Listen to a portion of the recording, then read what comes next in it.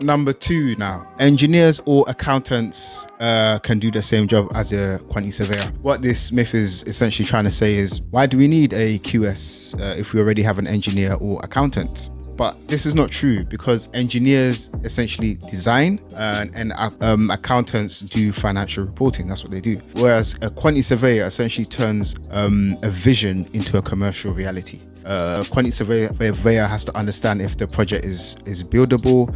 They have to understand the contractual risk of building the project. They have to look at the supply chain, under any pressure.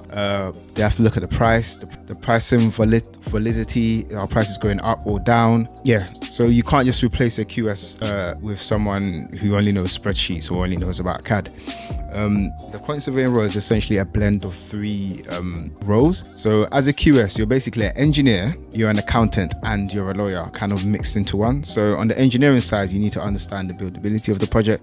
You need to understand the logistics, getting materials in and out, getting different trades in and out. You need to understand the specification, and you need to understand the price of the project with engineering insight. On the accountancy side, you've got to manage budgets as a quantity surveyor. You've got to manage the cash flow and also the performance of the project. And how quantity surveyors are like lawyers is that you got to understand the contract. Do you know what I mean? You got to understand the contract.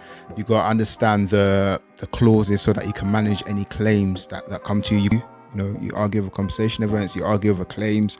You got to interpret the contracts, the NEC3 contract, the JCT contract, all of that kind of lawyery stuff is also what QSs have to do. So we're not just bean counters.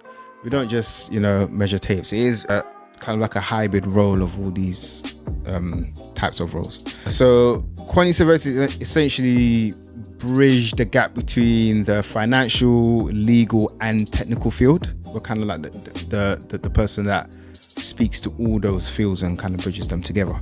Yeah, so that's why quantity surveyors on projects